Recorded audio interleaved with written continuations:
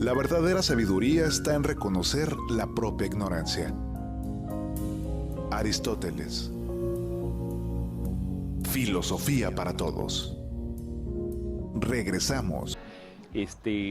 Guerras del agua en América tuvimos en el año 2000 en Bolivia una empresa estaba entrando en acuerdos para privatizar el agua en Cochabamba, es su tercera ciudad, es como nuestro Monterrey. Entonces decían, vamos a privatizar el agua para que haya un sistema eficiente, todo este discurso de que el privado lo hace mejor. Privado lo hace mejor. E incluso alguien del equipo del gobierno dijo, oiga, pero pues para asegurarle el agua en los reservorios tendríamos que privatizarla hasta la de la lluvia. Rápidamente los de la empresa, hasta que no voy a mencionar para no caer en esas políticas, No miren, eso es peligroso, mejor no hay que hacerlo. O sea, rápidamente se quitó de la mesa, pero se volvió leyenda. Como diciendo, en Bolivia querían privatizar el agua de la lluvia. Entonces la gente más pobre pone cubetas para eso. Entonces dicen, me van a meter a la cárcel porque pongo cubetas cuando llueve, soy tan pobre que no tengo otra agua. Entonces la gente se enojó tanto de esta privatización que se quería hacer, que se fue a las calles, las tomó, hizo un lío ahí. La empresa se retira y entonces queda eso como la guerra del agua. Hubo enfrentamientos de golpes, de disparos, hubo un joven muerto. Entonces queda así como la guerra del agua de Bolivia, que dice, el agua no debe privatizarse, debe estar siempre a cargo del Estado.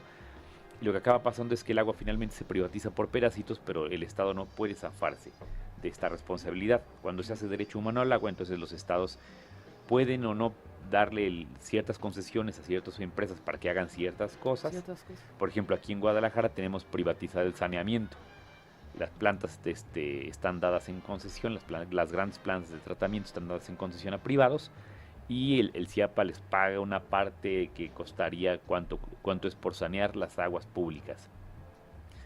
Pero el servicio sigue a cargo del CIAPA, que es público. El costo del agua, ¿cuánto tendría que costar el agua?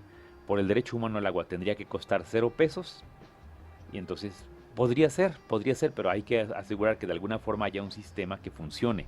Entonces, si el gobierno va a poner todo el dinero, pues que nos la regale. Pero como tenemos un sistema capitalista de prestaciones, dicen, bueno, usas tanto, la pagas tanto, mientras más usas, más pagas. Es la lógica que ya tenemos en la cabeza, entonces es viable que nos cobren, pero entonces hay que tener establecido cuánto cuesta tener el agua en la llave en Guadalajara, o en Ciudad de México, o en Monterrey, o en Morelia, o en Cancún. Entonces esos precios los calculan los organismos operadores, y bueno, pues varía según la disponibilidad. En el sur, que hay más agua, debe ser más económico, en el norte más caro. En la saturación Ciudad de México también es más cara porque pues más gente la quiere. Sí, y menos gente la obtiene, por ejemplo. Pensé que ibas a decir menos gente la usa. La usa, no, ¿qué pasó? No, sí la usan, pero la pagan más barata, pero hay desabasto, ¿no? Sí. Y ahora lo de la lucha del agua que decías, del agua de lluvia, privatizar el agua de lluvia, parece que estos momentos de privatización podrían garantizar un mejor servicio, como ya no lo vendían en muchos lados. Parece que este momento del agua es como nuestra última lucha social anti-privatización de todo, ¿no? Porque ya nos tocó de casi todos los servicios la privatización, pero ahora que recordaba, en España, por ejemplo, hay una legislación de las celdas solares, ¿no? De si tienes celdas solares pagas un impuesto, porque pues es coaptar la luz del sol, ¿no? Y que hay una crisis energética terrible, porque pues España hace frío, ¿no? Y mucho calor, entonces necesitan calefacción para vivir, no es como que no es por gusto, pero existe como este impuesto sobre las celdas solares que lo tiene que pagar todo el mundo, ¿no? Por la coaptación de rayos de sol.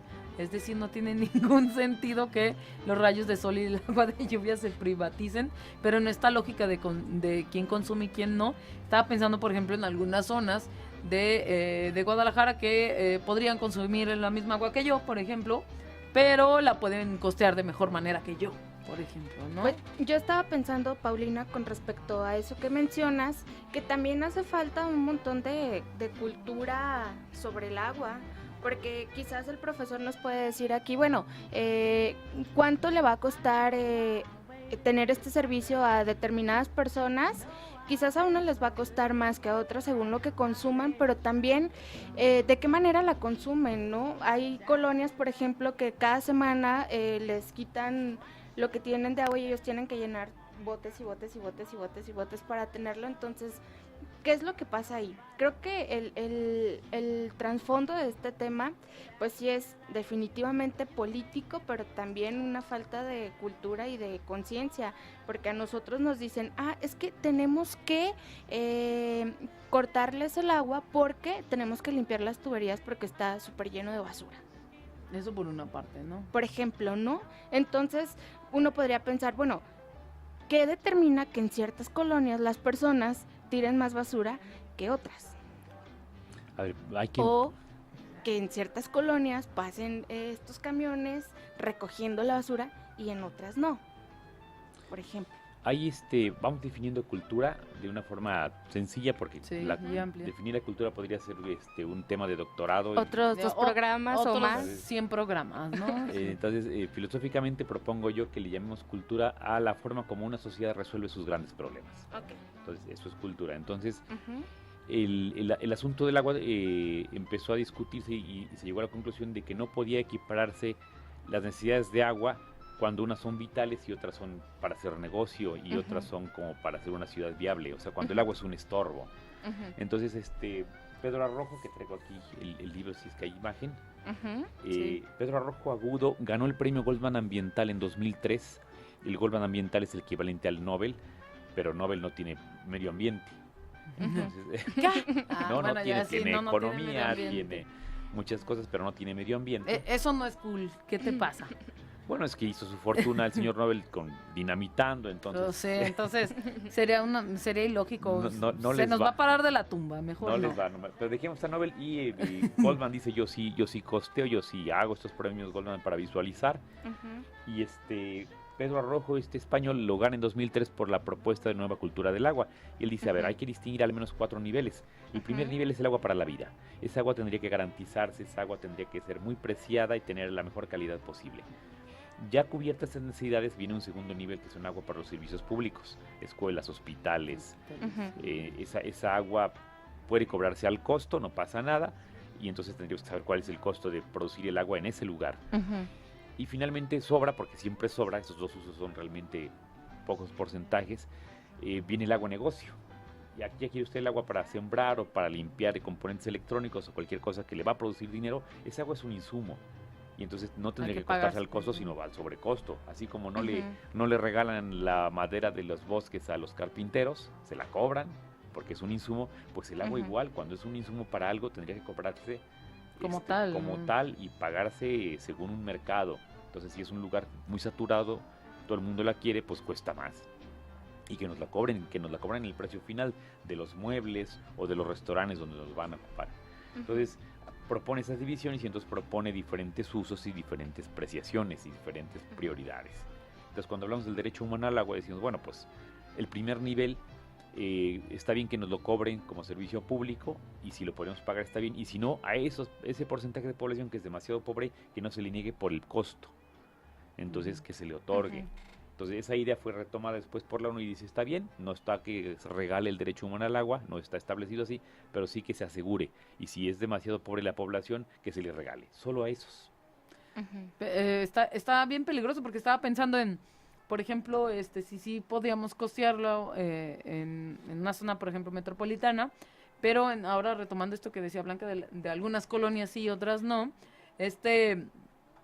habrá que pensar en a ver si podemos transversalizar esta conciencia de clases de si no sé, en Puerta de Hierro pueden pagar su agua, da igual, no importa, es para consumo, es para la casa, no es para más, aunque esté gigantesca, no importa. Supercasa. Es para la supercasa, para limpiar mi alfombra, para lo que todos usamos la casa, ¿no? La casa, el agua en la casa. Pero en ciertas colonias como estos precios sería muy loco que costara lo mismo en ciertas colonias, ¿no? Y ahora como este momento de discriminación positiva que ya se llama en estos entonces, de si en ciertas colonias deberían de pagar más y en ciertas no. Por ejemplo, eso sí pasa con la luz. Con la luz sí es muy diferenciado en ciertas colonias cuánto se paga y cuánto no, aunque sea también la luz de un hilo, de una casa así regular, ¿no? Por ejemplo. A ver, no, la luz tiene mucha claridad y nos sirve como tarifa base de modelo. Tú tienes una tarifa 1 que tiene no le llaman Sí. subsidio, sino aporte gubernamental, Aporte. y entonces Ujú. tiene escalones. Entonces los primeros 150 kilowatts de un bimestre los pagas a 79 centavos, Ujú. luego 95 los siguientes 130, 130. y después te vas a 280, que sí es caro. Entonces, si tú consumes más de 500 kilowatts bimestrales por 3 bimestres, te vas a tarifa de alto consumo, y te lo cobran como a 4 pesos. Cuando alguien llega a tarifa de alto consumo, de plano pone paneles solares, porque es muy caro. Pagas los paneles en menos de una década. Ujú.